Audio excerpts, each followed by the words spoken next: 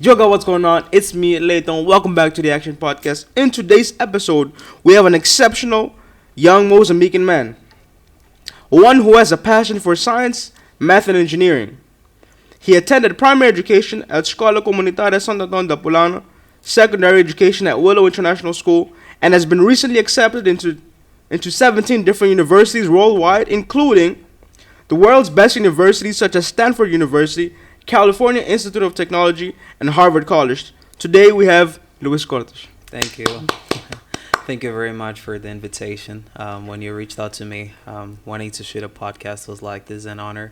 Also to reach a lot of people. I've been getting a lot of questions from people about, how I got into all of the schools and my passions and, what I really want to accomplish in my life. And I feel like it's a great opportunity for me to, reach out to a lot of people. So thank you a lot, to get this invitation to the Action Podcast. And thank you for accepting the invitation. We've been planning for a while now. Yeah. Unfortunately, we actually came to the studio before, but we weren't able to film because of reasons outside of our control. And then you got sick, Yeah. right? And how well are you now? No, I'm doing now pretty great. Went to the doctors, got everything sorted out, so everything now is great. Okay. Yeah. Okay. Hopefully you recover 100% as soon Yeah. as possible. Yeah, thanks. What were you like as a child? Well, that's a great question. I was someone that used to enjoy playing, right? A lot of people might think that throughout my whole childhood, I was someone that was just 100% into academics, but that's just not the reality. I've been naturally good, at science and mathematics throughout my entire life, but I feel like my life didn't revolve around that. I've had a passion ever since I was a child, which was basketball, right? And it is a sport that has, helped me to develop a lot of morals and values that reside in me up until today. That sense of community and belonging that you feel within your team in the world of basketball, it's something just, you just can't explain, right? And you learn a lot of values that are very important for you to carry for the rest of your life. How to work in a team. Sometimes you are in a team, someone is messing up with the entire game strategy, and you have to take up the entire pill, of whatever mess someone has made as a team, right? So I believe that, as a child, I've had basketball as probably my most important pillar for me to be able to reach where I am today. And I believe that the things I've learned there, they have helped myself to, support across the many different, paths I've gone in my life. So yeah, I was someone that just enjoyed sports, did good in academics, not excellently, but just good. And yeah, that's pretty much it. At what age did you start playing basketball? I started playing basketball at the age of 4. So it was actually pretty early. I started playing at Academica, which is like at UM, right? And then after that, actually what happened is that there is a coach that was passing with a ball, right? And then I was outside of my house and I asked the ball, to play. And then I was like, I'm a basketball coach, when my mother actually went outside and I was like, what are you doing here? And he told me, like, I'm a basketball coach. If he wants to start playing basketball, no problem. And my mom happens to be a former basketball player, right? So it's just like, oh, okay, cool. He took me to Academica. I trained there for like a week. And then he actually took me to Desportivo, right? And I've been playing at Desportivo ever since that time. And, it is a club that is more than a club. It's a family, right? I've developed many long-lasting friendships with people there, not only players, but all of the people that make part of the structure of the club, right? And yeah. Funny enough, I played football, soccer at Academica, Oh, and I played there for about 10 years. damn. Yeah, and I didn't know they had a basketball team, so I'm surprised that you say that. Yeah, actually, their basketball, they didn't necessarily have a basketball team. They just used to give, trainings for basketball. I, don't remember Academic actually being on the National Basketball Federation and League, right? But I know for a fact that they used to, train people there for basketball. So I guess it was more of private coaches just using the field that they have on the court, to train people. But yeah. I know UM very well. Mm-hmm. And as you may know as well, there are two football fields, right? There's one on top, one in the bottom. Yeah. Now, where was the basketball court? You know, the pavilion that they have now. Mm. So it was there. Okay. Yeah. So at the time, university students they don't have access to that. No, I don't know. Okay. I have no idea. But I used to play soccer there, at Futsal.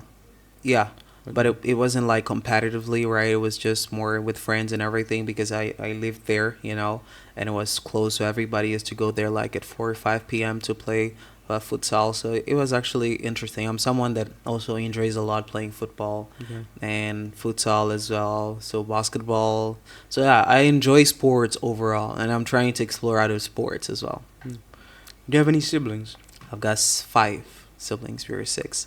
Okay. From my parents, I'm actually a single child, right?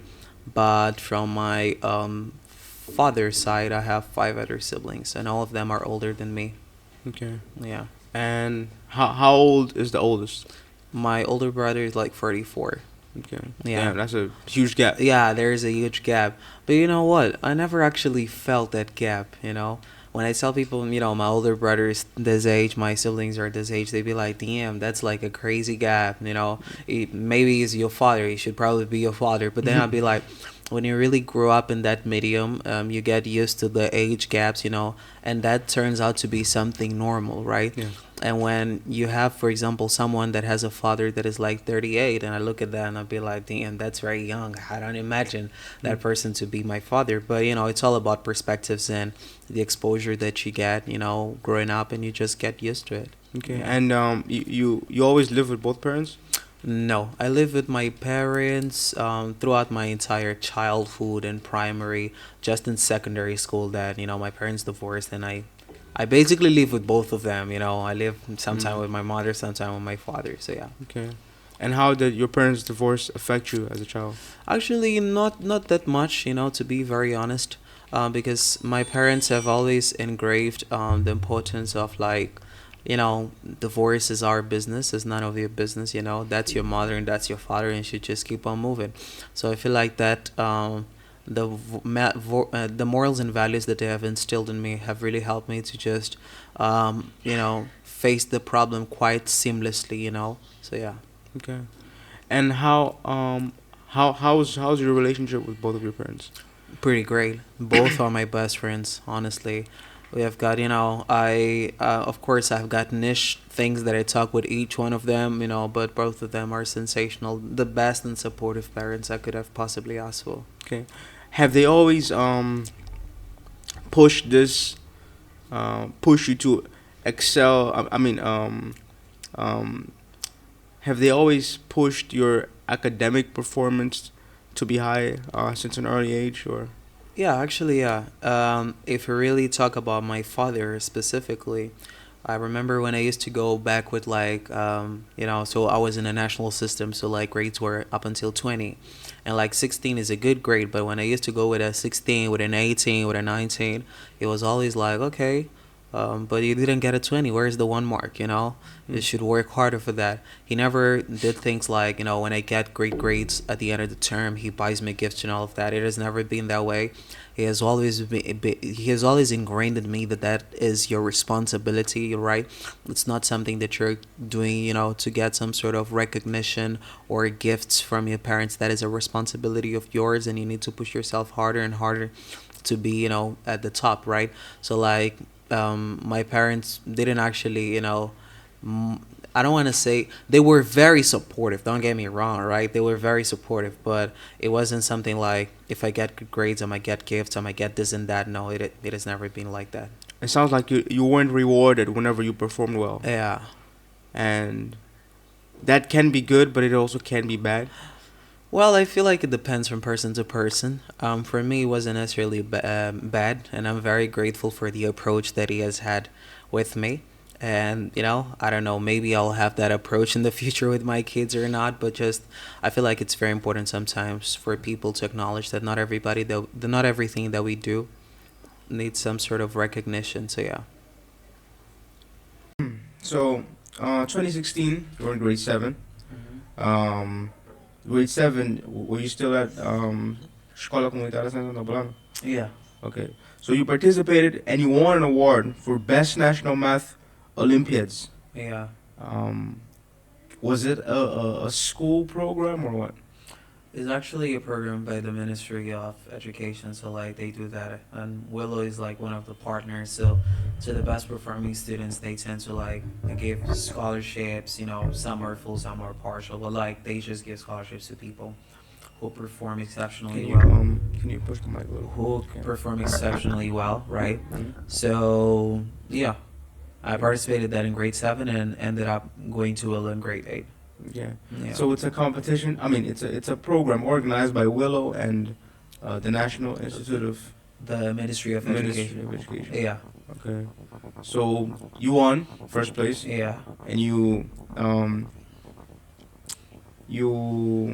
were enrolled in Willow at At Willow. Willow, yeah. Okay. Then I changed to Willow, where I did my whole secondary education from grade 8 to my A levels. So yeah, Were you in a scholarship yeah, for the whole of Willow? for the whole time at Willow. Okay, Yeah. because you won the The math national award. Yeah, Okay. Grade 9. I mean, how was the transition from Escola Comunitária de Santo Antônio to Willow? it was a bit rough because of the English, right? So I didn't know how to speak English when I got into Willow, and all the classes were in English. So all of a sudden, I had to, know how to talk in English, right? How to like do the whole academic career in English. So it was a bit rough, but I ended up adapting pretty well, And then I ended up getting into the Cambridge curriculum because when I got into Willow from grade 8 to 10, it's sort of a blend of like both curriculums, right? So I ended up doing like the Cambridge curriculum, and that's where I got a lot more exposure to like English as a first language. So it was even harder, but like I felt like I was able to adapt to it pretty greatly. So yeah, So you strictly followed the Cambridge curriculum at Willow from grade 10. exactly. Okay, and for grade 8 and 9, It was like a it was a mix of mix. both. Okay. Yeah. And at that time, I mean, even with the Cambridge, some of the Cambridge subjects that you were doing, how was it And when I was at Cambridge in this case, right? when it was a blend? When it was a blend, well, I can say that I believe that those times you're not really doing a lot of understanding of the material, and it's more just like the memorizing of the material. So I believe that it wasn't that hard because of that. But once you start to get into GCSEs and AS and A level, your ability to understand the material and to interpret it in your own way is really tested out. So like I felt like at that time having like a very great level of English was an absolute necessity for you to succeed academically. But when I was at AS level and A level, that's where my English was actually pretty great, and I didn't run into any troubles regarding that.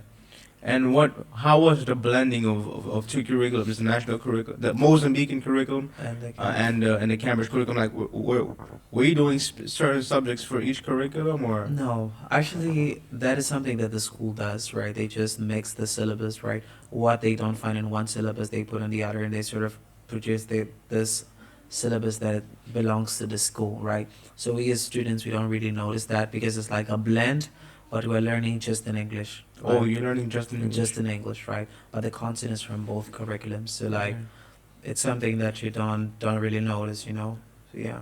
And in grade 10, you had the option to choose either the national Mozambican curriculum or the Cambridge And the curriculum. Cambridge, yeah. Now, why did you choose the Cambridge curriculum? Because I thought that learning in English at that time my English was not actually great, but I thought that just learning in English was much better for me. It was easier for me to digest content, and it was as well a language that was easier for me to really explore my interest because there are a lot more resources on that language. So, and I wanted to be challenged as well, right? The national curriculum, to be fair, never really challenged me, so it was like a walk in the park, and I wanted to be challenged, right? So that's the main reason why I opted out to go to the Cambridge one. And right before you joined grade 10, 2018, grade 9, you participated in the 8th edition of Golden Climate International Environment Project Olympiad held at Light International School, Nairobi, Kenya. Yeah. That was your first Olympiad internationally. Yeah. It was my Correct. first Olympiad internationally. So, yeah. Sorry, go ahead. Yeah, and it was mainly about science, and it's a field that I've got a great passion. I was actually pretty interested. It was scary because it was, I don't want to say scary, it was just like new, right? But I eventually had a great performance at it. Mm. And it's an what to the people who don't know, can you explain what an Olympiad is? Oh, great. I mean, Olympiad is basically a competition where a lot of different people come together to debate on some issues. Some of them are related to science. You're talking about different researches to tackle some issues, and when they are related to mathematics, is normally to test out your mathematical abilities, your ability to use critical reasoning to analyze mathematical concepts, right? So, like this one specifically was about science. So, like we're actually presenting the researches that we have done. In a lot of different fields. I've done a lot of different researches. I don't even remember today in what fields each and every single one of the researches were because I participated in a lot of different Olympiads. But I remember there was something about water management and pollution, right? So we're basically studying some things related to like how we can really purify the water and everything. So it was actually an interesting experience that we have done. Yeah. And this Olympiad, was it organized by the school or? No, it was actually organized by a school in Kenya, which is Light International School. So like they invited other schools, and there are rounds, right? The first round is like on a national level. Then they pick the schools that will participate to it or not. But like I'm not really into how the entire project admissions process works, right? But then we go to the final round, which happens on their campus in Nairobi, Kenya. So Willow was one of the schools that was invited by Yeah, this Kenyan school. yeah. Okay. And you participated at the national level. You passed until up until Yeah, the round, which was yeah. hosted by. On the national level, it's basically you're just submitting the project, right? And they see whether the project really it's a strong contender to go to like the round on campus, right? So then we went there, and yeah. And who encouraged you to join this Olympiad program? Because it was your first time doing it one internationally. Yeah. Did you know about the benefits of participating in Olympiad programs at the time? No, not at all. I actually never knew anything about the college admission process up until like early AS level, late IGCSE, right? So I just did things because I thought they were fun. I'm a competitive person, so just because I wanted to go there and compete, right, with other people, but it wasn't necessarily because I was doing something to accomplish some stuff in the future. And it has never been about that. I've just done stuff that they generally used to excite me. So yeah, Okay. And you won a certificate of achievement for gold medal award. yeah. How challenging was it to win that award? Well, only two projects in each and every single category gets that. Only two. Only two projects get the gold medal. So it was something that it was very, very unexpected. I was one of the youngest in my category. I was actually supposed to be in the junior category, but they put me in a senior category for environmental science, if I'm not mistaken, right? So honestly, there were a lot of people with great ideas, great projects. Some even university students, first year students were there, but it ended up turning up, pretty great, right? Got the gold medal, and probably the first international medal or Olympia that I participated in. I got a great grade. You said only two projects got the gold medal. Yeah. How many projects were there, if you can remember? In my category, if I'm not mistaken, around 50, 60. Hmm. So yeah, from the 50, 62. And you were one of them. Yeah. Was it individual work? Yeah. I was doing it alone. Okay. Yeah. Now, as a young kid at the time, joining this Olympiad with older people, were you not scared of being in that environment? Well, that's a great question. Honestly, I've never been scared by things related to like disparities in ages and everything. So I played basketball, and for my entire career in basketball, I've always played with people who were older than me. When I was supposed to be in the under 14, I was called to the under 16 with 13 years old, and when I was supposed to be on the under 19, which is now under 18, there were like some changes. I was like 14, 15 years old, so I've always been used to like being exposed to people that were playing at a higher level, right? Which was pretty competitive, right? But I've always been used to, be with people that are, better and better than me and pushing myself to be better than them, right? So yeah. Still on the topic of Olympiads, in grade 10, which was the year you chose to follow the path of the The, Cambridge curriculum. hmm 2019, you participated in Genius Olympiad International High School Project for Fair on Environment in State University of New York at Oswego, New York, USA. So Yeah. you actually went to the US. Yeah. And what was this project about? What was this Olympiad about? This was, you had a lot of categories once again, and mine was like related to, I was like doing a science project, but it was more of a, it was related to the environment and everything, but it was more doing a speech, Mm. about really the importance of like caring for the environment sustainably, right? So yeah, it was very, very interesting. And there were also, I'm assuming there were multiple rounds Hmm. starting at a national level. Hmm. Your school was invited by the U.S. No, this actually you normally apply for it if you have interest to apply. So like, individually. no, normally it's this people. You can go individually or as a group, like a school, right? So it depends on you, right? But when it's a school, and yeah, there are rounds which I'm not aware as well of like how the rounds were up until we got to the final round. But yeah, the final round were like on campus of this university at Oswego State University, if I'm not mistaken, in New York. And yeah, we ended up getting a medal too, which I wasn't satisfied, to be honest. um, it was a bronze medal, right?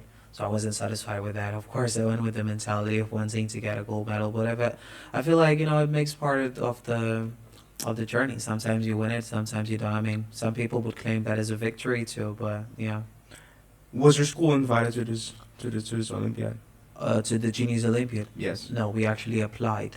So Okay. the schools apply or individually apply for it. Okay. The good thing about Willow, at least from what I've heard and from the people I've spoken to, is that they encourage Olympiads. They encourage these extracurricular activities, which are very important, especially in today's world, Yeah. where many students get good grades, and what really set you apart is what you do outside of the classroom. Hmm. So being that you've studied at a school that always promoted extracurricular activities, what is the importance of for students of partaking in them? That is a great question. I feel like participating in extracurricular activities is important, regarding to some aspects and others not, because people then start to do things that they think that it's going to help them to get admissions into college and everything, and not really doing their passion. So like, that's the part that I feel like, it's getting rigged because of this entire extracurricular culture. But it's very important. I feel like it's a way for you to develop your interest, fully engaged in the different interests you have and explore more at other stuff, right? So because even academically speaking, right, the ability to create new ideas, I define someone as intelligent as someone who is able to not only adapt but to create, right? For you to be able to do those things, you need to be able to, do your own work. If you're in science, you do research. If you're in tech, you develop things and all of that, right? And this extracurricular activities, things that you do outside of the classroom in this case, they really allow you to expose yourself to these things, which are really important for you to actually be able to develop your own things. Because at the end of everything, the content that we learn at school, it's important, of course. There is its level of importance, but the originality of the things that we create, it's really something that comes from within us. Now, as far as university applications and university admissions, how important is it to have experience in extracurricular activities?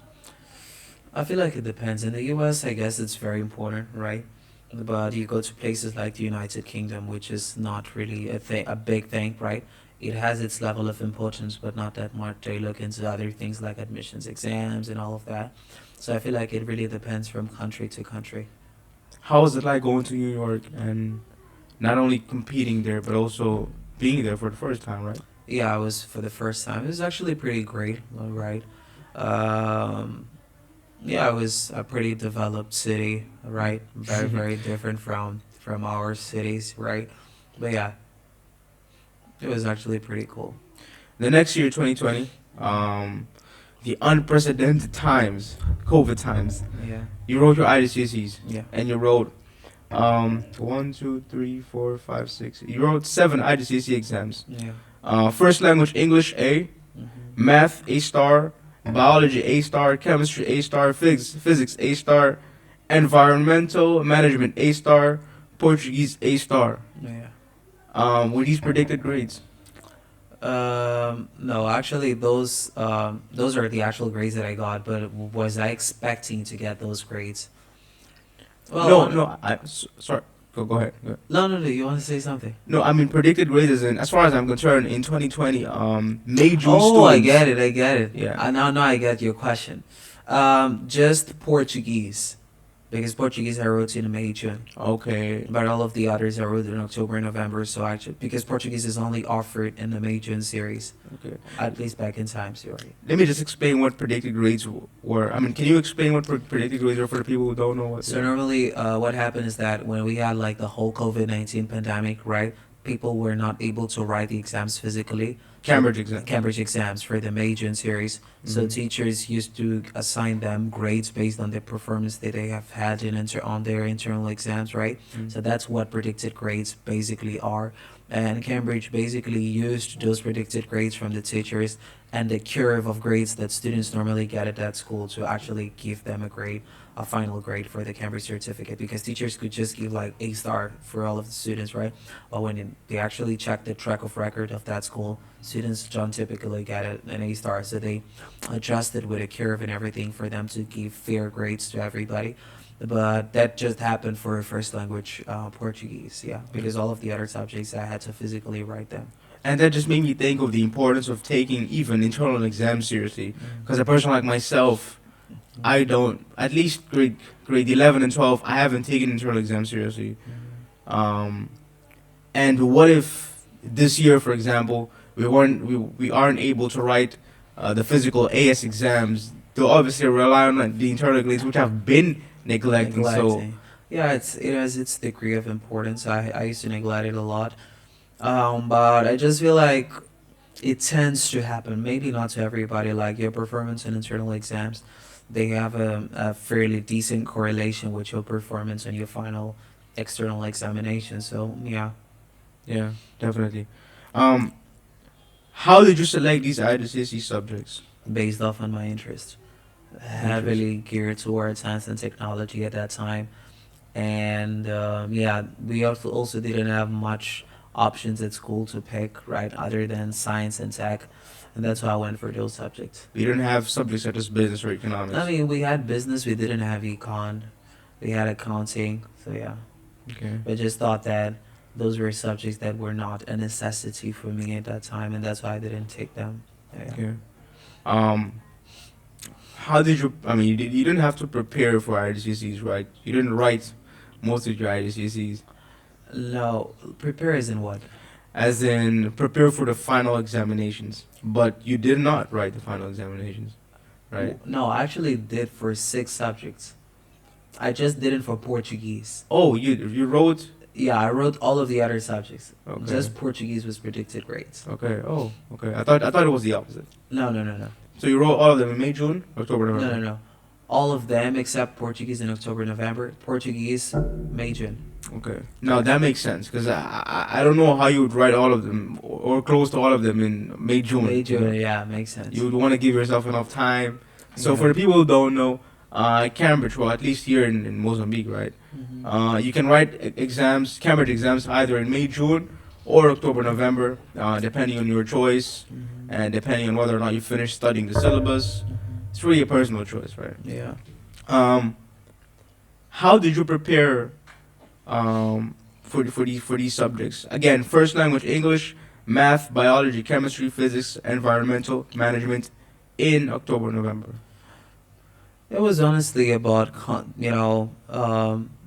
practicing, right? So like it was mainly about practicing. But a lot of people might think like maybe because I got almost perfect grades throughout that I am someone that used to study a lot and all of that. No, I'm just deficient at studying, right? I have a lot of other interests that take up a great bunch of my time. So it was like just being efficient on my studies, right? So yeah. And what is that, being efficient? When I set up, I am someone that is based, my my progress is based off on tasks that are completed and not necessarily at pre-assigned time that I have to complete a certain task. So if I be like, I want to do certain thing for like 2 hours, say, right? I normally don't work that way. I'd be like, I have to get this task by this time, right? So that really helps me to actually get done with a lot of things efficiently because I'm driven by, not by time, but by goals, right?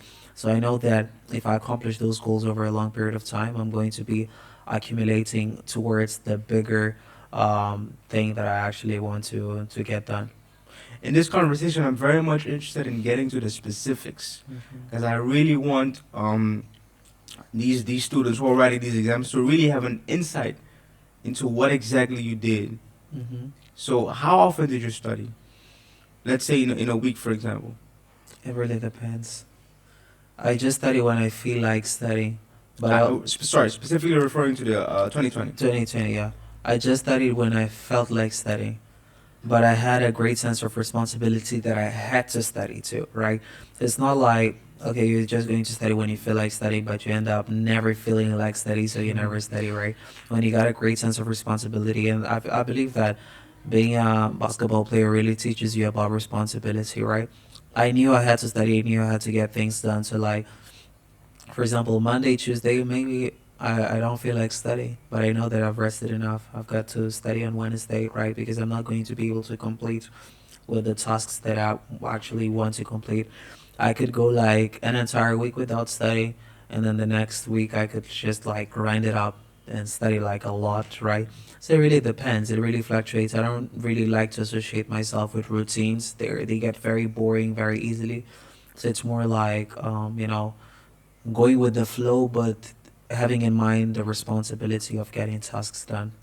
Yeah. So your feeling for studying or your willingness was sporadic. Yeah. Okay. And how did you turn out fine? Even because when someone sees your grades, your lowest grade was A Yeah. for what? One, two, three, four, five, six, seven, six subjects that you wrote, right? How can that be? How can you just study when you feel like it, yet get such exceptional grades? A being the minimum grade. Like, how insane is that? Look, I think that it has to do a lot with, um, that's the thing, being efficient, right? You don't need to study a lot. There is a big misconception related to that. No, you just need to be very efficient at what you do. Let's talk about let's dive deeper into the efficiency. Mm-hmm. How many studies? How many subjects did you study when you felt like studying? When you did study, and how did you task yourself? I actually love mathematics a lot, right? I love math a lot, and I feel like it's one of the subjects that, one of the disciplines that actually has a lot of applications. So, like, if I was weak at one subject and I wanted to study some other subject, I'd like probably study a strong and a weak subject, right? And there was a time that was like, oh, let me study one strong and one weak subject, and let me put mathematics. There was a time that math was so easy. Math has always been a subject that was very easy for me, right? So there were times that the subject was so easy that I was like, don't call me nerd for this, but I used to do math just to chill and relax, right?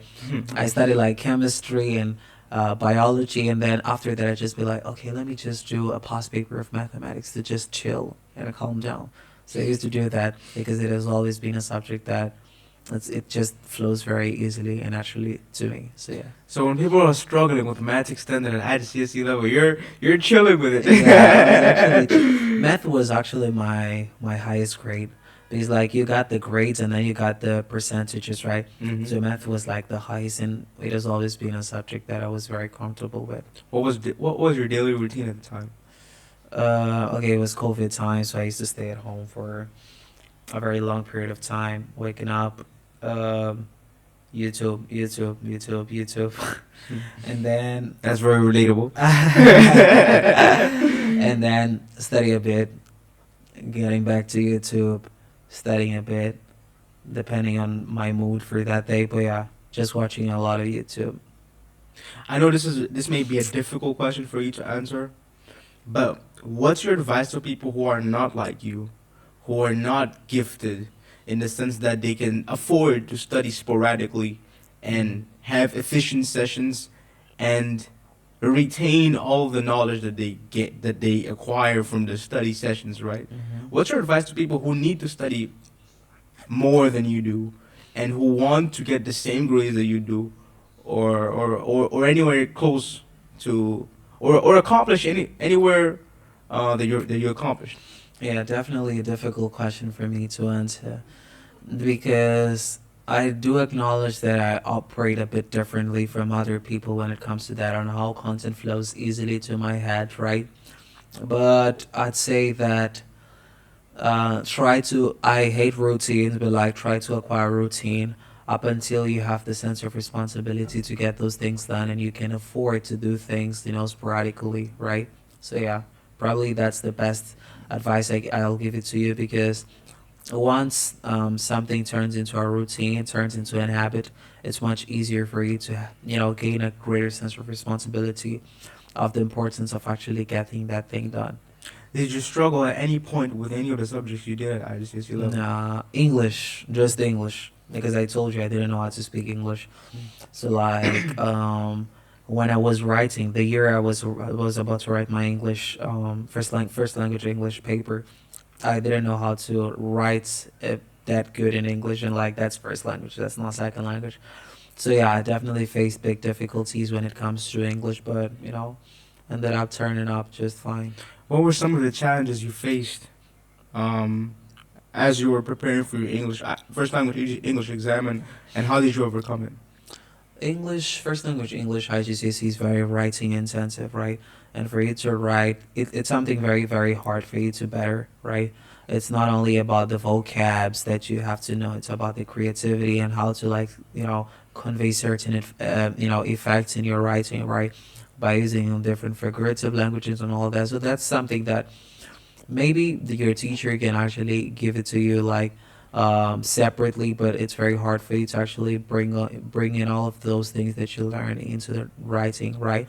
But yeah, I'm actually a great writer, but in Portuguese and in English, right? It's something that just ended up flowing, and I managed to get like a fairly decent grade. So yeah. How did you overcome the lack of creativity that you had at the time, and how can someone in a similar position that you're in overcome it as well? That's the thing. It wasn't necessarily a lack of creativity. It was more of a blockade to express the creativity because of the lack of vocab that you had to express that creativity.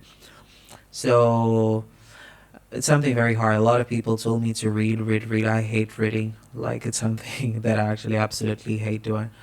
But I love to watch a lot of videos, for instance. So that also exposes you a lot to a lot of different ways of expressing yourself and everything. So yeah.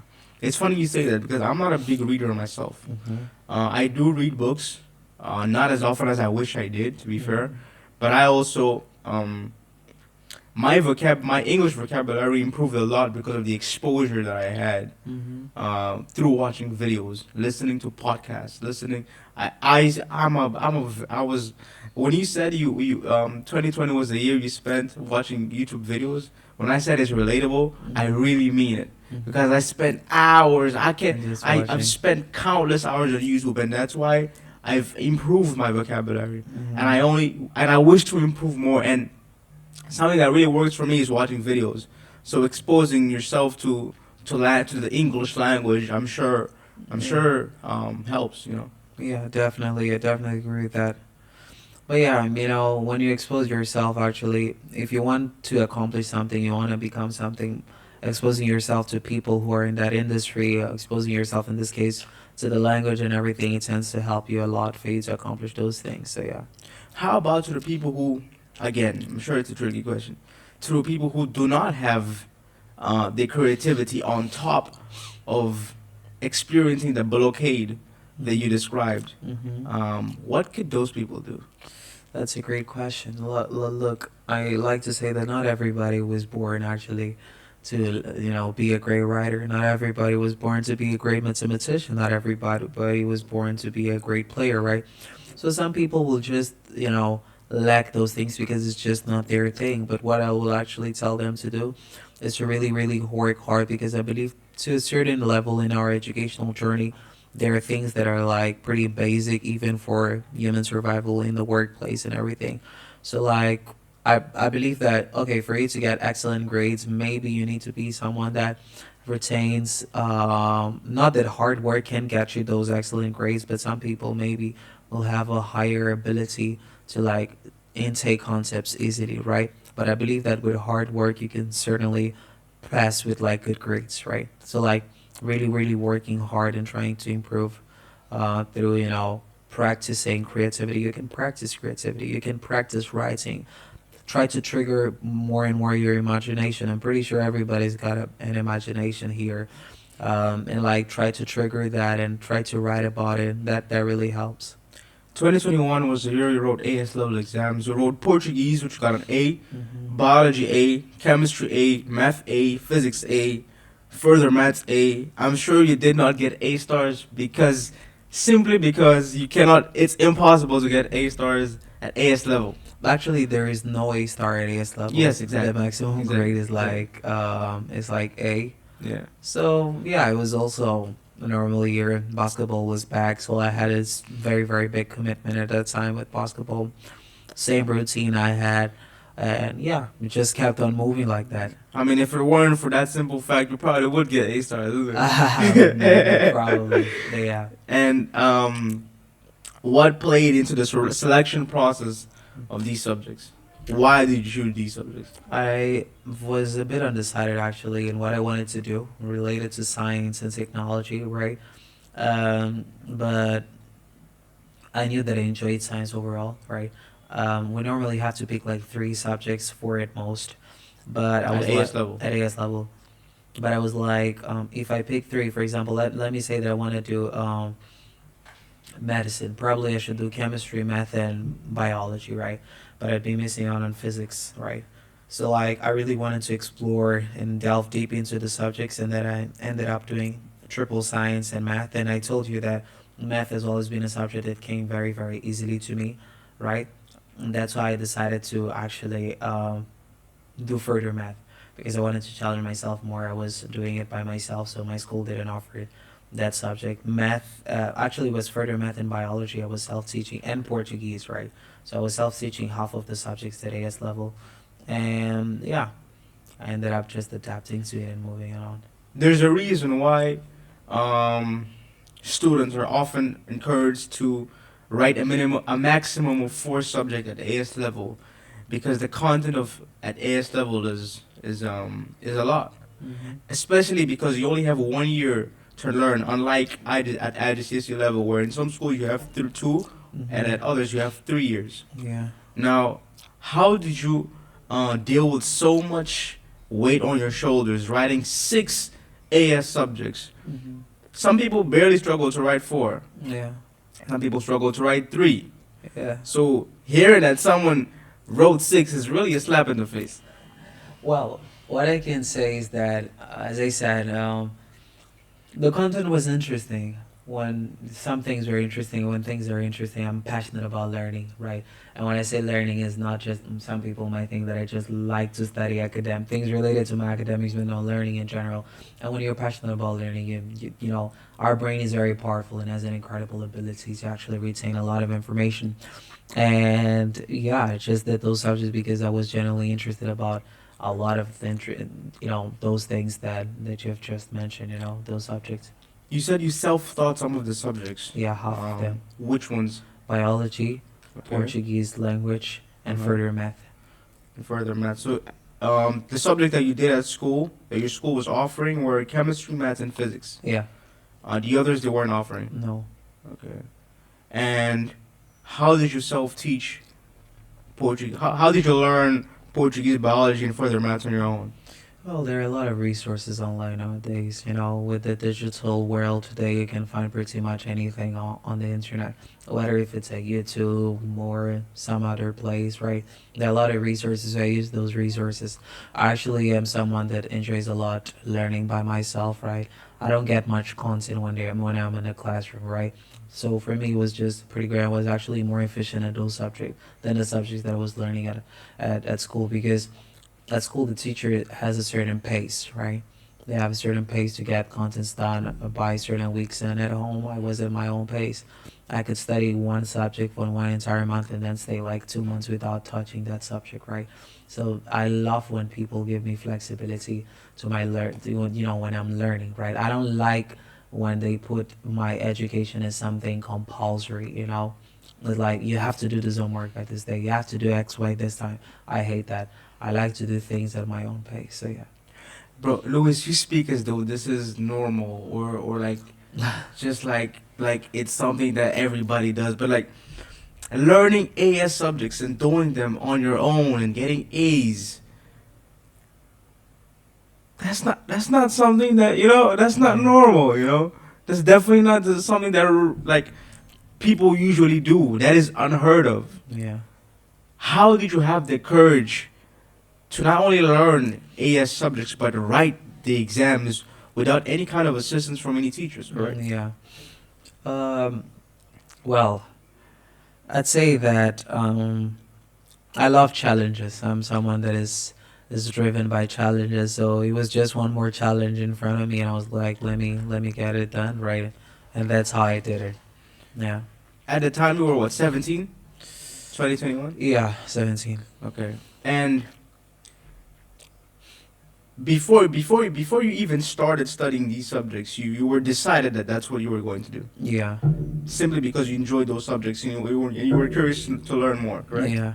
I actually started just doing 4 subjects, then added 2 subjects, which were further math and Portuguese. The one was chemistry, biology. Yeah. No, The I was first- doing like chemistry, biology, physics, and mathematics, right? Beginning of the year. But then I was like, let me add Portuguese and further math. Yeah, biology on like separate from the school. Yeah, yeah. Okay. No, the biology, it wasn't necessarily that it wasn't offered. It was offered, but I was just one student. Mhm. And the teacher would usually come to class, teach me things about biology, but I had already learned them. So it was very boring. After a week, I just told the teacher, like, let us stop having classes. This is Because they're not gonna teach me anything here. exactly, like, this is absolutely ridiculous. So she was That's like, crazy. okay, how do you want to work? I told her, I'm gonna just study by myself. Mhm. And when the time to write the exam comes, right, we have like midterms and final exams every single term. Mm. And, I'll just tell you where I am with the topics. And she was like, maybe we shouldn't do that.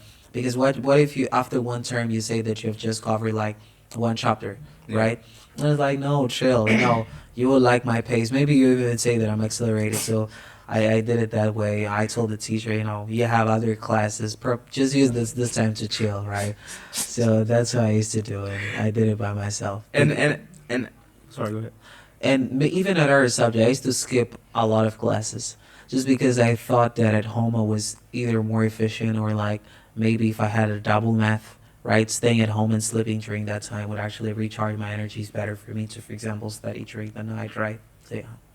That attitude is something that some people would consider as arrogance. Yeah. How did those teachers take that? Initially, I feel like some thought that it was arrogance. Not the biology teacher specifically, right? She was pretty comfortable with that. But the fact that sometimes I used to skip classes because I just wanted to study by my own, they maybe thought that I was entitling myself, right? But whenever I had to write midterms and finals, I used to go and write the exams. They used to see my grades, and they started to get comfortable and be like, I mean, he's studying. Let me just leave it. Yeah, like he's doing exactly what he's supposed to do, right? Yeah. Mm. And how did you find the resources to study these subjects on your own? There are a lot online. You just search, A-level content for X subject, Y subject, Z subject. There are a ton of videos out there. Then it doesn't even need to be specific to A-level. Chemistry is chemistry, right? A lot of content from A-level is actually introductory chemistry courses at university.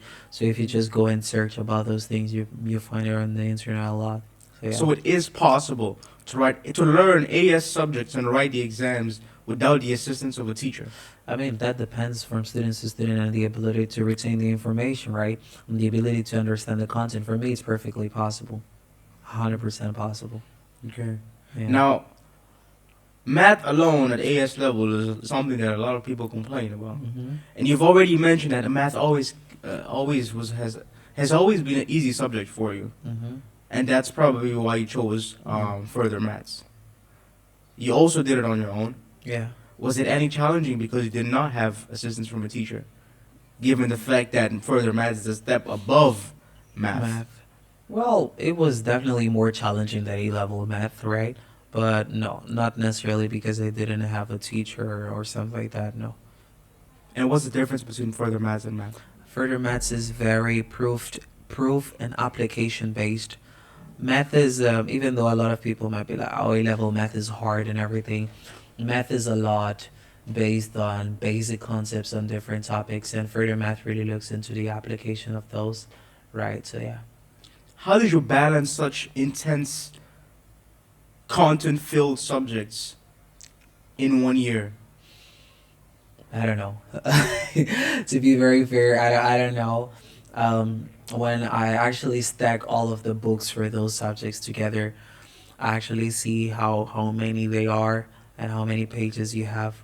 But I just feel like I just love and have passion for learning that content just flows in easily. But that's something that I say that it goes from people to people, right? It might have been that way for me, but not for you, right? So like it really really depends. But definitely there was a lot of content that you have to put in your head, especially when exam season comes. You have multiple papers per subject, right? For example, science, you don't really have three papers, and I was doing triple science, was like nine papers. And then you got Portuguese and math, and further math, you have two, so it's like 6, 9, 15, right? So you have 15 papers, and like, it's not like you're going to write the three papers of chemistry on, days that are following each other, right? No. One is, for example, in the beginning of a month, and the other is like on the ending of another month. So you have to have that content with you during that whole time, right? Which can be pretty hard for you to balance. But when you understand content, when you know something, you don't get concerned by that. The knowledge just sticks in your mind. Louis, we need to know exactly what your studying routine was. How first off, how often did you study? That's the thing. It really depends on the week It and was on the still mood. sporadic. Yeah, but I'd say that I had from 7 days a week, probably five on good weeks, three on bad. Exam season, probably like 7 days a week. I was like grinding hard, but yeah, it really depends on the season of the year, whether if I have exams, whether I don't have it. So yeah.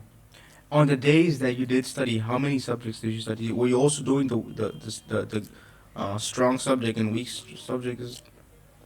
It really depends. IGCSE, yes, yes level, no. Because I feel like S level the content was heavier and it was kind of hard for you to like study one subject and switch it to the other subject. But yeah, it really depends. Some days I would just study one subject, other days two maybe. So yeah. Okay. You wrote your SAT exams in the same year, 2021. Why? Because I wanted to apply to. Sorry. Before you speak about the ACT exams, can you briefly explain what SAT exams are for the people who don't know? So SAT exams are these exams that American universities use for admissions, right? They really test your abilities on reading, writing, and mathematics, right? So yeah, and I took that exam because that was the time that I started looking. I didn't know anything about all of these universities and everything up until I was like in late IGCSE, early AS level, right?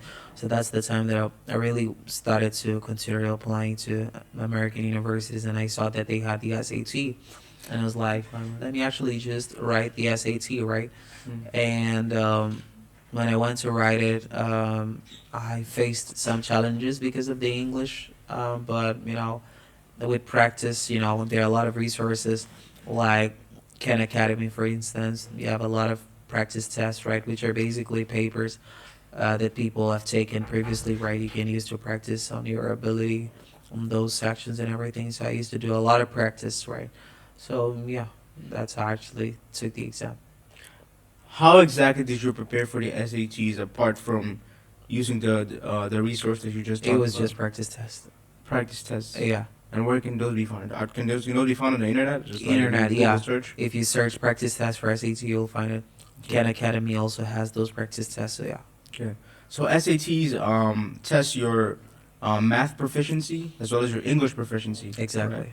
At the time, I believe you were more prepared for the math Yeah, testing. yeah. The math is actually. Sorry, not the math. Math, you've been prepared. The English, the English. Yeah, but I don't know. Maybe it really depends on because the English that I was doing was very writing intensive, and that one was very reading intensive, right? Okay. So you have that difference as well. Mm. But yeah, I did a lot of practice, but ended up getting a decent grade that could actually use to apply to unis.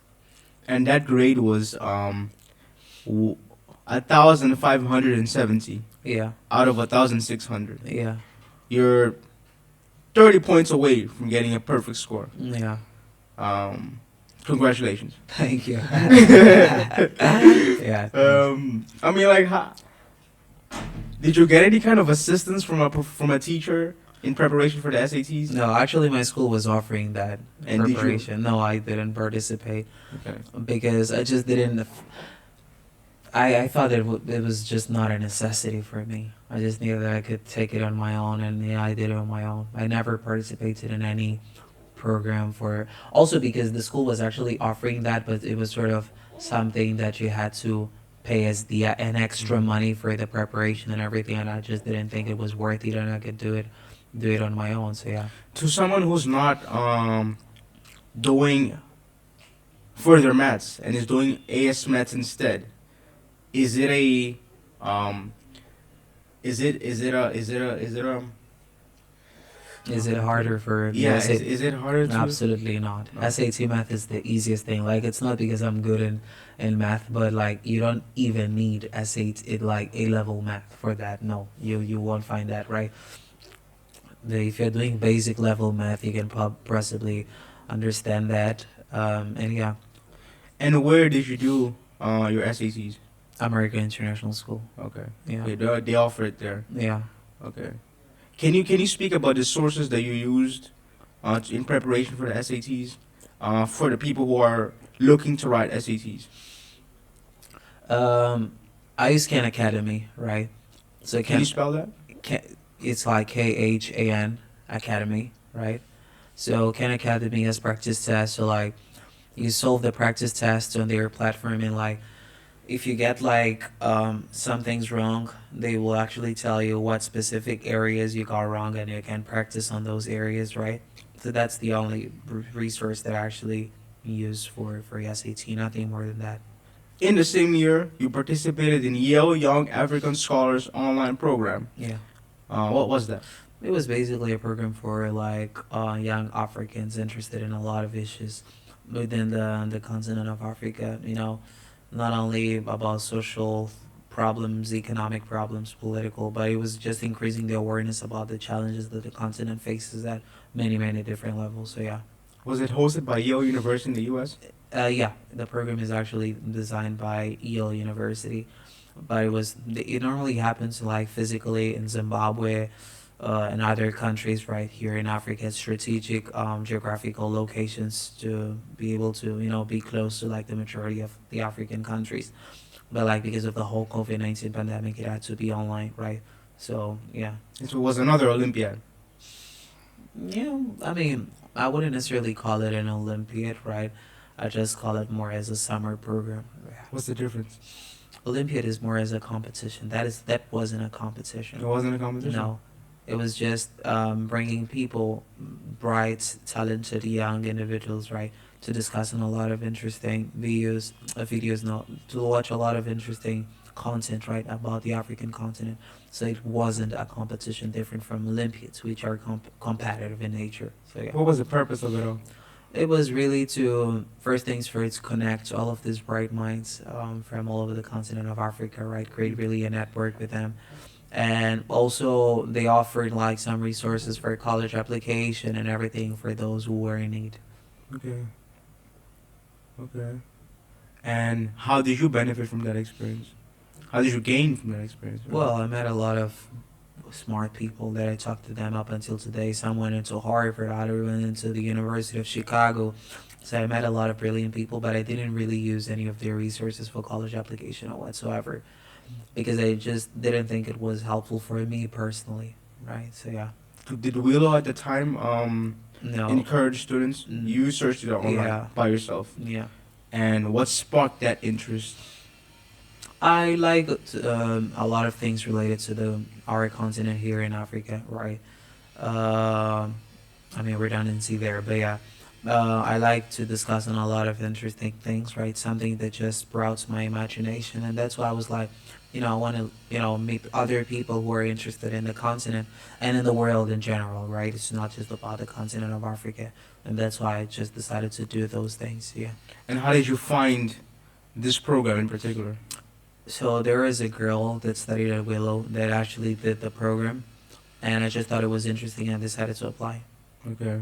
Mhm. So we can tell so far up to AS level, that you joined programs and chose subjects based on your interests. Yeah. It's not like you were thinking ahead about the future or anything. No. Except for your SATs, which was very intentional, right? Exactly. Yeah. The SATs were actually very, very intentional. Yeah. Okay. Do you encourage students at IDCC, even AS level, to um, join programs simply because it may benefit their No, not at all. admission? Just do something that you love. A lot of people be like, "Oh, how can you do all of these things, accomplish so much?" I was doing things that I love, right? And when you're doing things that you love and you enjoy, you don't feel that much the weight of those things, right? So I was just doing things that I was genuinely interested in. So I guess that was actually pretty helpful for me to be able to deal with all of these things, which can seem, pretty much overwhelming. So yeah. Lewis, with these exceptional grades that you got at AS level, you could have joined some universities. Why did you choose to continue at the Cambridge system and to continue to A levels? Well, because I wanted to go to like the world's best universities with like best universities based on my interests, right? So and I knew that I needed to do A levels with that. AS levels were not enough, and that's the main reason why I didn't stop at AS level. So yeah, Were you sure about that? Had yeah, you searched before? I was 100% sure that I wanted to do A levels. Never had a doubt based on that. So yeah, Did you try applying to a university to see no, that if they could accept you with A? no, none. The only thing I did was like take an admission exam for WEM, but that was more of a thing that I was just challenging myself. I didn't want to go there. I was just like taking the exam, and yeah. Why did you not try? Wouldn't it been possibly an advantage to get into a good university abroad with your AS exams? I wouldn't get into the top ones. Those were my aim. They wouldn't just accept my application. Yeah. So you never cared to get any kind of feedback. No. Okay. For A levels, you wrote 2022, right? Hmm. You wrote biology A star, chemistry A star, physics A star, math A star, further maths. So five subjects at A levels. Hmm. People usually do three. Hmm. That's the maximum that Yeah. people encourage you. Yeah. Schools usually encourage maximum of three. Mhm. Why did you choose these subjects? Were they also out of interest? Yeah, 100% interest. I love a lot of science, technology, mathematics, and the applications they have in society. And I just thought all of those subjects really had interesting things that I wanted to explore, and that's why I went for all of those subjects. Louis, you definitely challenged the norms. Hmm. You write more subjects than you're required in each and every grade. Um, you study on your own. Can you speak about challenging yourself and even challenging the societal norms when you know for a fact that you can do it? Well, I normally say that it's all about our mentality, right? So when we put in our minds that we can actually we can do it, right? So I never actually looked into what other people were doing. I looked into what I thought I could do, right? So I feel like a lot of times we actually restrict ourselves to do a lot of things just because, for example, the norm is to do a certain number of subjects, in this case on the academic perspective, right? Or, in any other field, people normally do something on an X way or a Y way. So, like, You sort of have this as like a psychological barrier, right, for what you can accomplish, and I never necessarily put that in my mind, right. I always strive to explore the things that I'm truly passionate about to the maximum possible level, right. So yeah, that's how I actually managed to do those things based off on my interest while still playing basketball professionally, which was like very very demanding. Professionally Yeah, at senior level. yeah. Okay. Um, did you also study sporadically in this year for A Uh, levels? yeah, it was always Sporadic. like yeah. Okay. And on my A levels, I actually had an injury in basketball, so I broke my leg. It was actually a pretty bad injury. I had to stay at home for like almost the entire year. So like it was bad because I was injured, but like I just absolutely loved it because as someone who loves to be an individual learner, right? Had the opportunity, an independent learner. I'm sorry. I had the opportunity to really study on my own whenever I wanted, wherever I wanted.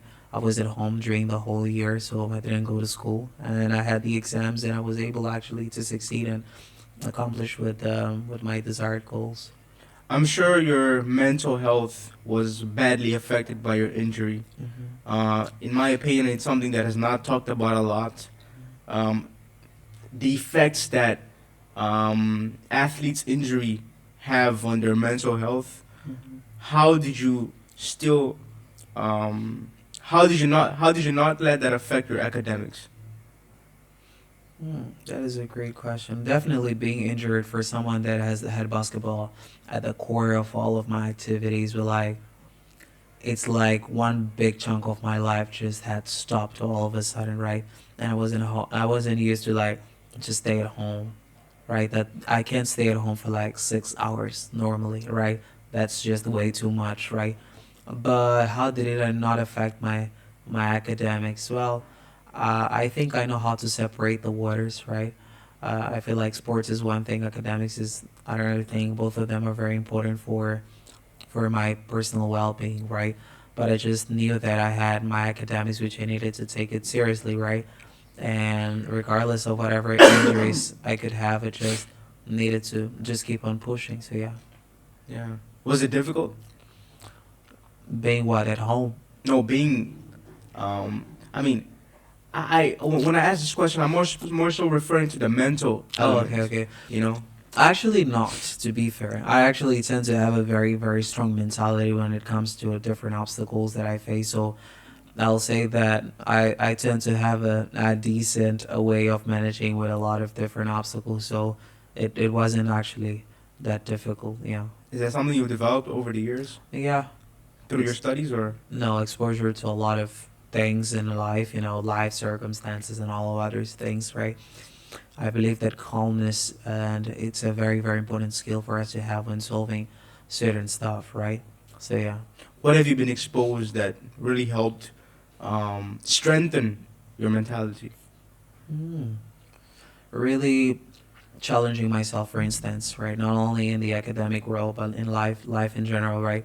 When you challenge yourself, you definitely put yourself in a position where um, you're not comfortable, right? You're not comfortable to be in that position, so that can bring out a lot of stress, a lot of insecurities, and everything. But once you have a strong mentality, you know how to manage that situation effectively and move on to the next one. So I feel like that is a very, very important attribute, and a lot of different areas in our life. Basketball sometimes teaches you that. I am a point guard in basketball. Sometimes your team is losing, right? You as the point guard, you're the brain of the team. You gotta make the team, actually work. You gotta try to find ways to break the defense of the opponent, right? So if everybody's just freaking out because you are losing and the time is running out, and you do not maintain that calmness to actually think effectively about the right strategy for you to attack the rim, your team is not gonna win. So I believe that a lot of different circumstances in my life taught me a lot about the importance of being a critical thinker in a lot of different circumstances and not letting emotions play a lot in our ability to make effective decisions. Other than basketball, can you give us examples of situations in your life, uncomfortable situations in your life that have helped strengthen your mentality? Let me see. I've talked about basketball here. I have, for example, some circumstances where I actually had to um, deal with talking the truth, for instance, regarding some things, right? Sometimes you want to talk about something and you can't necessarily talk about that thing because of someone that is there, that maybe I'm talking more about like on a political level, for instance, right? You have a message that you want to pass through, but then maybe you're scared to pass that message because someone might be there that can actually feel threatened by that or not. But like those uncomfortable circumstances where you have to choose between truth and, for example, your security and your safety, right? But if you have actually a strong mentality and you are someone that really sticks up to the truth, right? You're going to just speak out the truth regardless of who is there and like how your personal safety can be threatened by that or not. So that is yet another thing, right? So yeah. I think your level of courage Mhm. and um, just just the way you stay true to yourself is impressive. It's something that even adults, some don't, a lot don't have. Yeah. You know, in a situation where you either choose your safety or speaking the truth, I think it's only natural to choose safety. Yeah. But that's not what you choose, Yeah. which makes you different. Yeah, because I mean, if everybody just doesn't speak the truth and everybody chooses safety, when is truth going to be brought to the people, for instance, right? So it's very important for people, to not be scared, regarding this that we're talking now, right? To actually have the courage to actually do certain stuff in their life. It's very important for us to have the courage, right? So yeah. You were accepted into over 16 universities, Mm-hmm. including Caltech, which is the California Institute of Technology, Yeah. which, by the way, is one of top 10 best universities in the world according to different sources. Mm-hmm. Heavily encourages students' creativity, mathematical, science, and engineering skills. Ranked 9 out of 443. National University in the U.S. in 2022 to 2023, according to best colleges. Mm-hmm. Now, this university does not have specific requirements as far as grades. Mm-hmm. Why did you choose this one? Caltech. I like a lot about how Caltech really embraces research, and I am someone that likes to be right in the center of knowledge creation. I'm going to higher education not for knowledge retention, but for knowledge creation. And Caltech absolutely has world class resources for you to actually develop and create knowledge, and that's why I chose Caltech. Of course, related to science and technology, engineering, and mathematics. So yeah. What is knowledge creation? Knowledge creation is the ability for you to use data that is already available to produce information that is going to be able to tackle a lot of problems that we have in our society. I feel like in the digital era that we have a lot of data that is roaming around us, right? But intelligence is defined by the ability to take this data, transform into effective information that can tackle a lot of different problems. So yeah. Now the problem is not that we don't have the data.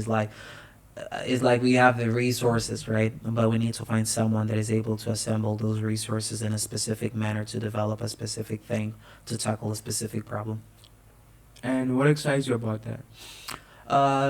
What excites me about knowledge creation is the potential that it has to tackle a lot of problems we have in our society at many different levels, right? So that is very exciting. I feel like I'm someone that is very driven by impacting people's lives positively, right?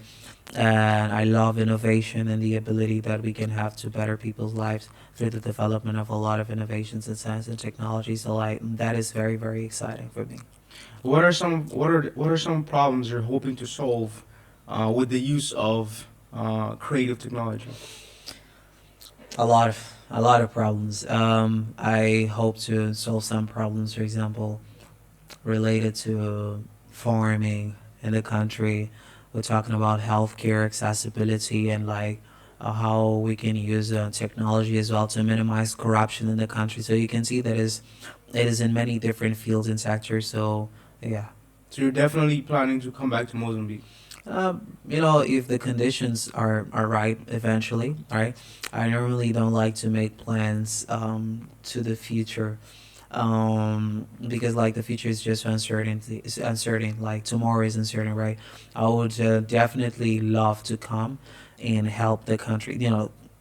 Not necessarily come to contribute for the development of the country. Absolutely, 100%. But it really depends on the different circumstances that we are going to have in the foreseeable future. But definitely something that I would absolutely love it.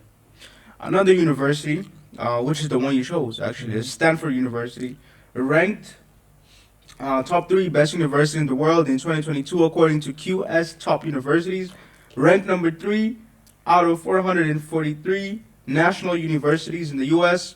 according to different sources. Has more diversity as far as programs offered in comparison to Caltech, Mm-hmm. not just centered around science and engineering. Mm-hmm. What excited you about Stanford, and why did you choose Stanford out of all universities you were admitted into? First thing Stanford that I like is how they promote a lot of great sense of entrepreneurial spirit for students to really go into the real world and tackle the problems they have. It is not just a place for knowledge creation, but it is a place for knowledge implementation in society. And the variety of resources that we have at Stanford is something that just really, really excites me. I'm not only interested in science, technology, engineering, and mathematics. I have interest, for example, in management. I have interest in economics, political economy, how we can really develop the country effectively. What are the right policies we can put in our country to promote growth and development, not only at a national but continental levels? We can see, for example, we have just signed the free trade agreement of continental trade here in Africa, which allows trade to happen freely across the continent of Africa. What are the policies that we can make on a national level for us to be able to better benefit from this agreement that was signed? So I have a lot of other interests that goes beyond the world of STEM, right? It expands to some social sciences like economics. So Stanford provides me with the ability to explore all of those different majors, right? I can double major, for example, at Stanford. I can do two different majors. At art schools, I'm not able to do that. So that's the main reason why I chose Stanford. Also because of the distinguished faculty that they have at all of these fields, right? For instance, just one of the recent Nobel Prize winners is Professor Carolyn Bertozzi, which was actually a Nobel Prize of Chemistry. So she developed this field of bioorthogonal chemistry, right? Which basically is going to allow us to develop a lot of things, even in the world of medicine, right? So I really want to work with these people who are right in the center of knowledge creation, to advance science and technology, and other fields like management, economics, for us to be able to tackle a lot of the different problems that we have on a national, continental, and a global level. So it's really the diversity Yeah. of the programs available in the Yeah. university that attracted you the most. Yeah, and also its location. Stanford is located in Silicon Valley. So Silicon Valley is where all of the big tech companies are, right? So this promotes a lot of entrepreneurial spirit, right? If you have a problem, it will probably take you more time to tackle that problem. No, not probably, actually, certainly take you more time to tackle that problem in Mozambique than, for example, in Portugal or in Europe. And it's going to take more time in Europe than in New York, and it's going to take more time in New York than in Silicon Valley, because there's a lot of competition there because of all of the big tech companies that are there. So this competition brings out a lot of innovation, which is very important for the advancements that we have in many different industries. So I really like the environment that they have in Silicon Valley, and it's something that made me just very, very excited about Stanford. So yeah. Have you chosen your major?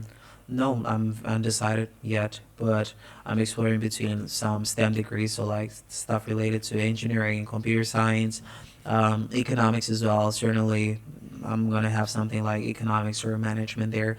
I'm not sure. That's one of the main reasons why I chose to actually apply to the U.S. The ability that I'll have to explore a lot of different majors, because for what I really want for my life in the future, I shouldn't just focus myself on one thing, right? So yeah. You were also accepted into Duke University, Amherst College. I don't know if I'm saying that, pronouncing that correctly. Swarthmore College, Drexel University, and Harvard College. Yeah. These are only some of the universities you were accepted to. Did you write IELTS? No, I didn't. Why not? Because I did English as a first language and I was pretty confident in my level of English. So when that normally happens, when you have English as your level language of instruction, you don't normally need to take any other, you know, language exam or something like that. And that's why I didn't take IELTS. Did that ever work against you? Never, That never, never, never, never. okay, resurfaced. No. Uh, let's get into the Q&As that some of the people asked. Mhm. Right. Um, Well, we kind of talked about this already, but what were your extracurricular activities over the years? Social and political activism, basketball, um, research, a lot of research. I've done extensive research in a lot of different fields. They were just so broad, the extracurriculars, because I was just exploring my interest. Honestly, I've done some things in the industry of aerospace. Right, I really enjoy aerospace.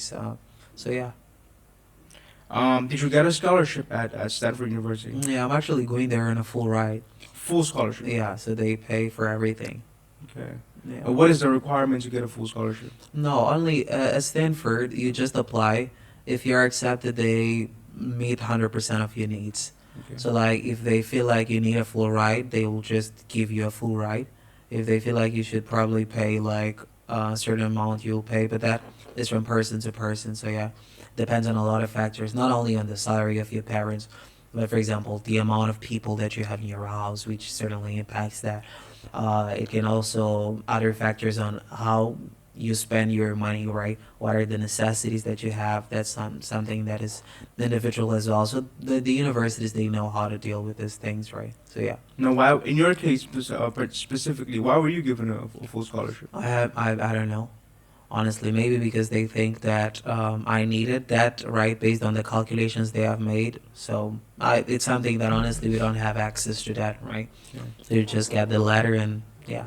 No, I specifically asked this because there are a lot of people who wish to get scholarships in these Scholarship. big universities, including Stanford University, Mhm. and if there is a specific criteria that they can meet, Oh yeah. maybe is it were you given a full scholarship because of your grades? Oh, that. Can they aim to get similar grades as yours in order to get a scholarship, or I'm looking at it from that perspective for the people who wish to get Okay. a full scholarship You from j- such a university You just need to get admitted. into the university. Yeah. So every student at Stanford has a scholarship. No, it depends on the needs that the university thinks that the student has. If you are admitted, you will be able to afford it, regardless of you are very rich or very poor. I'm confused. They work in a way that every single student that is admitted will be able to attend a university, regardless of the financial status of that person. Okay. So you just need to get admitted into the university. Okay. Yeah. Oh, okay. And after that, they evaluate whether or Yeah. not you need it. Exactly. Okay. So So, the hard part is getting admitted. okay. After that, financials is not really a concern. Now, what do you think your situation was? Honestly, I don't know. I have got no idea. But what tends to happen is that African people, since our salaries tend to be like less for example, if someone is getting a salary of someone is getting a salary here, let us say $50,000 annually. That is a pretty good salary here in Mozambique, $50,000 annually. But if you take that money to America, for instance, that is like average salary, right? That is like average or below average salary. If you take that money to Switzerland, that's like a low salary, right? So it really depends on the cost of livings of each and every single country. So a lot of people that are here that may be earning a lot of money from our point of view, when they get there, that's not a lot of money, right? Because of like the purchasing power that we have in different countries. So that is something that can play as well. So I don't really know why they have determined that, but yeah, if you get admitted, you will be able to afford and attend regardless. Now, you say, I mean, in your bio it says class of 2027, right? Hmm. Now, what is that? Does that mean you're going in 2027 or you're going to be finished in 2027? I'll be finishing in 2027 most probably. That's Okay. probably the year of graduation, but that will depend on a lot of factors. Whether if I want to do a master's, whether if I want to graduate early, so that will depend. But yeah, Okay. Are you looking to do a master's? probably. I'm not sure even about the major that I'll do in bachelor, so it really depends. I'll Alright. just get there and really explore it to the maximum of the opportunities we have there. What can one do to become a better student? To become a better student, you have to love learning. You have to. Love learning. Can Yeah. you can you Yeah. dive deeper into that? Well, be very excited about learning a lot of different things, not necessarily academics, right? Just be generally excited about learning a lot of about different things. I feel like that is really, really the key for you to succeed. not only academically but in life in general, right? You have to have a strong ability to like be passionate about learning, be passionate about knowledge, right? And even for our own personal redundancy here, but like personal development, right? Being able to be passionate about knowledge is going to turn out us into like much better human beings. So yeah, being passionate about learning is probably the key for that, and not looking into that as something that is probably something boring or not exciting or something like that. Just do it because you're passionate about knowledge. So yeah. Do you think that one can become a better student by simply putting in more hours and not necessarily loving the journey? Putting more hours doesn't necessarily translate into better academic or professional outcomes. It's more about, as I said in the beginning, the efficiency of the hours that you're putting. Right? What is the value for the time that you're putting? Are you really actually getting a great value out of it? So really being very efficient at it. It's very important. So yeah. And you think efficiency um, comes with a passion for the subject, is what you're saying? No, being very, very strategic. I feel like I'm very strategic with the things I do. That's probably one of the most important things. And my ability to really know what to do and when to do allows me to use time very, very efficiently for me to be able to, get these things done and moving. So yeah. I believe you answered this question before. You said, where did you do your SATs? American International American School. school. Okay. Yeah. Um, you kind of hinted at this, but what are your methods of study? Um, Honestly, first I try to understand the content, right? After understanding the content, not memorizing the content, after understanding the content, I just practice a lot. So probably I'd say like practice makes perfect. Not W- literally, but yeah. One one question was, did you apply to any Ivy League schools? Now let me just explain what Ivy League school is. Ivy League schools are considered to be the most prestigious schools for higher education. They're known not only for their academic excellence, but also for the high likelihood of students finding job placement upon graduation. These schools are known to be the hardest to get into, which means a certain degree of prestige comes along with attending one of these private institutions. Now, there are eight. These include Harvard University, Yale University, Princeton University, Brown University, University of Pennsylvania, Cornell University, Dartmouth College, and Columbia University. Now, you were admitted into Harvard College.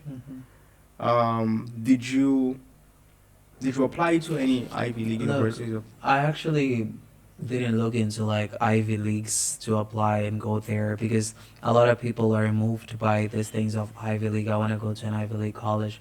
But I really looked individually into the institutions I've applied and what they could really offer to me, for my own personal development. Redundancy here again, but yeah. So I know Ivy Leagues, right? They have like this reputation. It's actually a league that was formed based off on athletic like was sort of this athletic league or something like that, but then the university started to be well known by their academics, right? But there are a lot of the schools I got into are so much better than a lot of different Ivy League universities, and I just didn't apply to many of those there because they were just generally not interesting to what I wanted, for my academic and professional journey. How was it like to manage basketball and studies and perform excellently in both fields? That's a great question. Efficiency once again. That is the key. Efficiency. When you set up a task, get it done. Don't be there. Just playing around with the time and everything. So when I knew that there were days that I actually had to go to practice. I had like um, team practice sessions and I had individual practice sessions and gym sessions, right? And I knew that when I had to go there, I had to get done something, right? So I had to be very, very efficient with the timings that I was actually getting there. And I actually used to have like practice sessions for basketball from, for under 19, it was like from 6 to 8. But at a senior level, it was from 8 to 10 p.m., right? So I used to get home very late, right? and then I used to like shower, eat, and then try to study when you're broken, right? But I do believe that when you really, really want to get something done, you really get that thing done, right? Regardless of like how tired you can be. So yeah, efficiency was really the key for me too. So you used to get things done even after practicing basketball for hours. Yeah, because I used to come back from school at like 4 or 5, and I had practice at 6 till 8. So I had to use that time to study when I used to come back from practice. Really? Yeah, Like you could study efficiently even when you're when tired. I'm tired. Yeah, Like 4 hours of practice. After 4 hours of practice. yeah, I can maybe go to less um, task intensive things, right? Maybe just making summaries and notes and all of that, right? Instead of actually going for like practicing and all of those things. So those are strategic things that you can just do to be better off related to your academics. So yeah.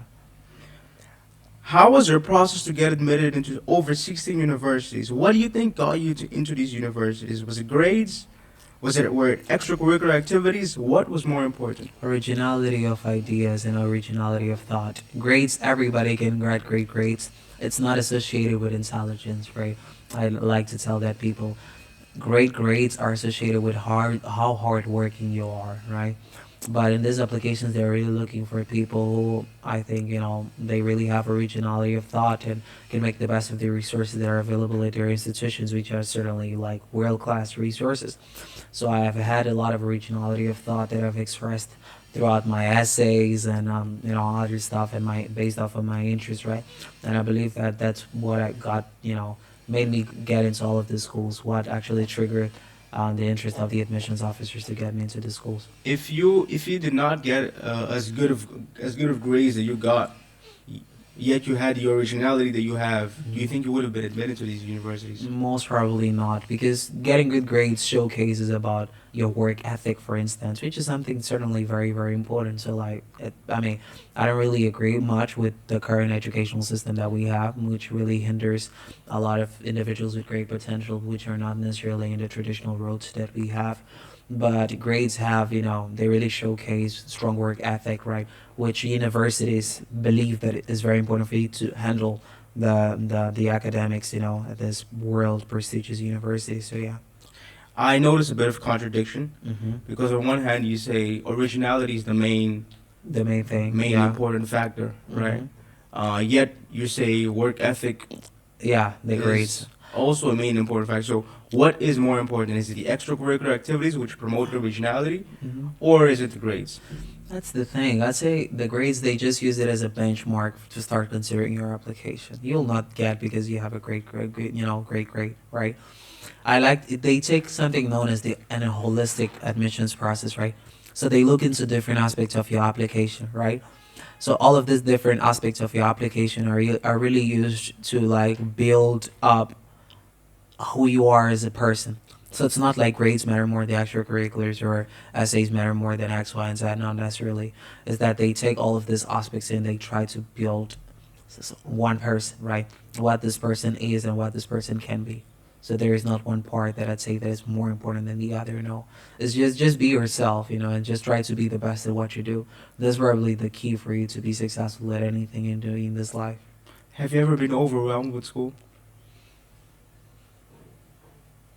Probably can't really remember now, but probably exam season maybe.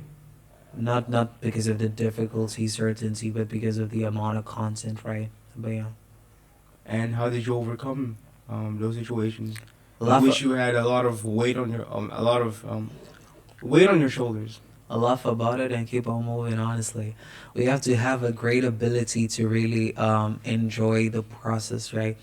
It's not as if I never enjoyed this whole process up until where I am today, right? I've always enjoyed every single day of my life to the fullest. And when you actually enjoy every single day of your life, every single thing you do, it doesn't seem as overwhelming. And when it is, you actually know how to manage that situation, right? So, yeah.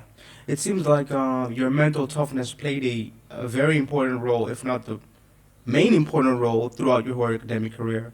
I wonder if it's something that people can work on, Definitely. and if so, how? Uh, it all starts in our minds, putting in our minds that we can be the best at everything we do, right? A lot of times we are intimidated by the success of one person, right?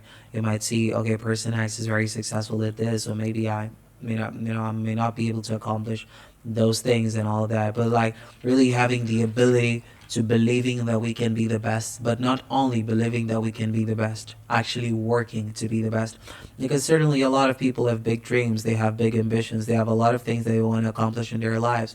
But do they really work to get those things done? That is the main question, right? So believe that you can do anything you want to do, right? And really, working to get those things done.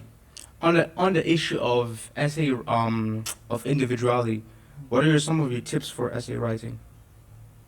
Be creative and just speak out whatever it's coming in your heart, honestly. In those essays, you have to write a lot of things about like your personal stories and everything. So just write about who you are. That's the best thing. There's something unique about each and every single one of us. So the ability to really bring out those unique things about us in an effective manner is probably one of the key steps for you to come out as a super interesting person. Did you have a social life? 100%, yeah. Especially with my basketball team. A lot of people might think that I didn't have a social life because of all of the things that I used to do in basketball and then academics and everything. But I definitely used to have like a social life, yeah. And how did you balance that with school? There was always time for it, honestly. I just used to find time for that. Um, you know, I like to say when you're doing something that you like, you enjoy, you always find some time for something. I used to regard my social life as a crucial aspect for my personal development and performance, right? I never regarded, for example, academics more important, like jeopardizing in some sort of way my athletic career because I have to give more focus to my academic career, right? No, it's like I believe that all of these aspects are very important to me for my personal development, and I just used to, be fully engaged at all of them, And social life was a very, very important aspect of throughout my whole journey, being able to like be with my friends, right? And spend great quality time with them was very important, and I never took that for granted. Did you party? It's something that I just don't enjoy doing, right?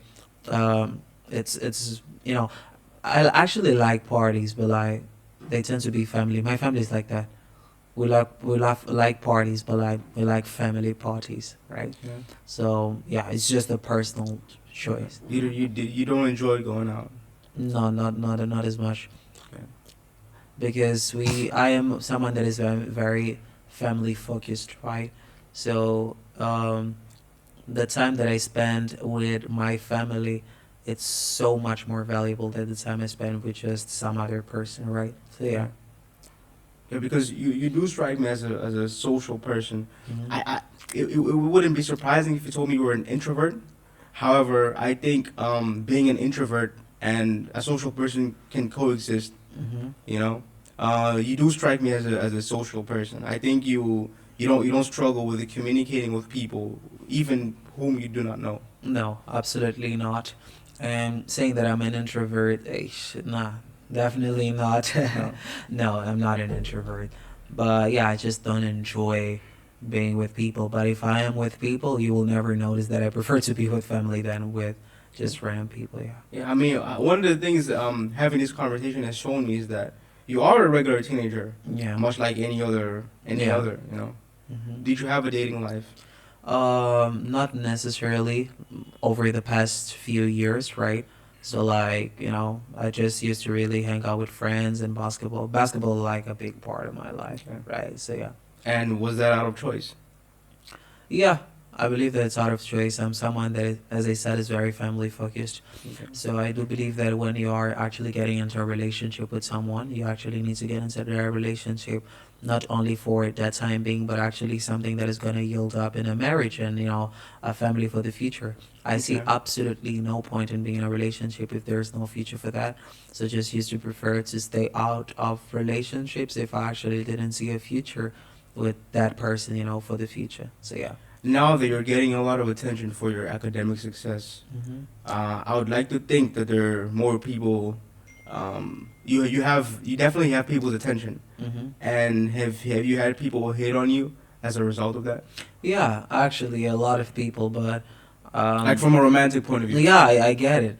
I actually quite a decent number of people, but I tend to have a lot of professionalism because they come talking about academics. I tend to have a lot of professionalism when it comes to Okay. that. So yeah. So they use that route. Like, talk about school to get what I want. Yeah, but Okay. I just tend to have a lot of professionalism when it comes to that. Yeah. Is it something you're? Because I'm sure there are people watching here who might be interested. You know. Yeah. So I'm definitely trying to offer them some value too. No, it's like Subscribe to the Action Podcast. you know, it's one of those things that I just say that love is something that happens naturally. You know, someone maybe will come hit up on you. You end up marrying that person. Maybe it's not gonna be that road. So it's something that is very unpredictable, right? Honestly, and just go with the flow, right? You cannot force up love just because someone is attractive or something like that. No, it just doesn't work that way. But it is something you're open to. Yeah. Okay. Lois, it was great having. I mean, one last thing actually. I'm sure your parents are very proud of you. Especially when you say that you got a full scholarship for your secondary education, as well as tertiary, right? Tertiary, yeah. Tertiary education. I can only imagine how proud of you they are Yeah. and relieved. You know. Yeah. Throughout the whole conversation, I know we're ahead of time already by a minute. Throughout this, like during this conversation, I've been trying to really extract the gems out of you, the advice that people who want to be in a similar position to you, like things that they can do to better themselves to achieve what you've achieved, and we can't ignore the fact that you're gifted in the sense that you have an advantage as far as academics, so I really don't know if regular people, by regular, okay, this might sound a little bad, but like regular people, as in the average person, could get to where you are. How much of that do you think? How much of your success academically so far has to do with talent, God-given talent, if you will? Calling me a gifted person, I don't know. I think it's too much, honestly. I just believe that I'm someone that is hardworking. I really want to get something done. I don't believe in goals and dreams and ambitions. I believe in commitments. And when you really have a commitment to get something done, right, you fight for that as hard as you can possibly do. And that's probably the most important aspect of my person. When I want to get something done, I work as hard as I can to get that thing done. Whether if I can get things done easily or not, I don't know. I really think that depends on perspectives, right? But I feel like everybody has a talent in something, right?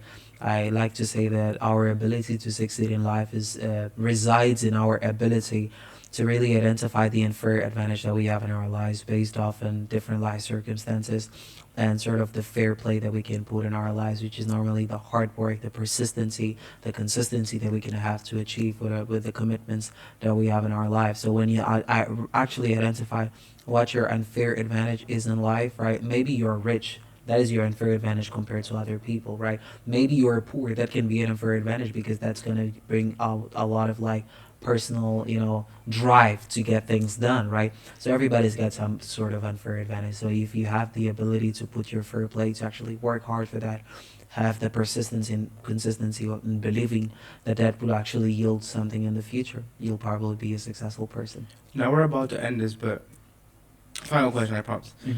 As a teenager, do you think about making money Yeah, actually a for lot. yourself? Yeah. How? Like, how would you make money Well, I if think you were to do it? Like, as I said, I have sorry, Oh. because I think that when you reach like 17, 18, you start to have your.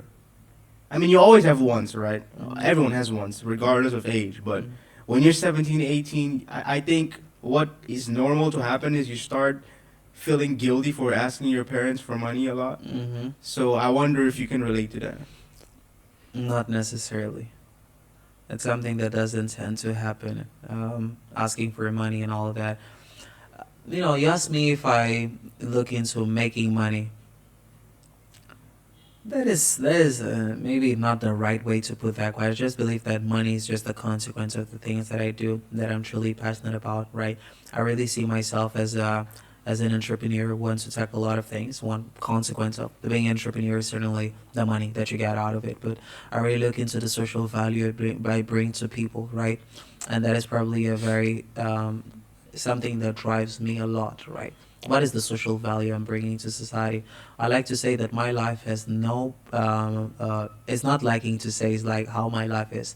My life has no point if it's not on a quest of public service, of really working for people, working to better, an educational system that will probably be able to give an opportunity like I had to get to higher education and to, secondary and higher education for free, right?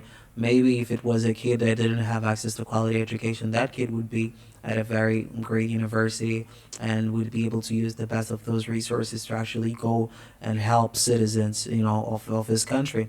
It is about going and working for an healthcare system for someone who maybe has a disease that actually needs better facilities and everything that it's possibly curable and even preventable, right? That will actually be able to improve the quality of the standards of people. So it's more about bettering the being in a quest of public service and really doing things for the benefit of humanity as a whole. So I feel like that really drives me. That can eventually result in getting money, of course, but money has never been. I never thought about being very successful and having a lot of money to, have an extremely luxurious lifestyle. Of course, I want to have a great life and everything, but like I never thought about money in that way. It's more about investing in people. So Yeah, yeah, I mean, entrepreneurship is based on the idea of solving people's problems, and as a yeah, result, being rewarded for that, right? yeah, But listen, this conversation can go on for hours. Louis, I want to thank you for doing this episode yeah. with the Action Podcast with me.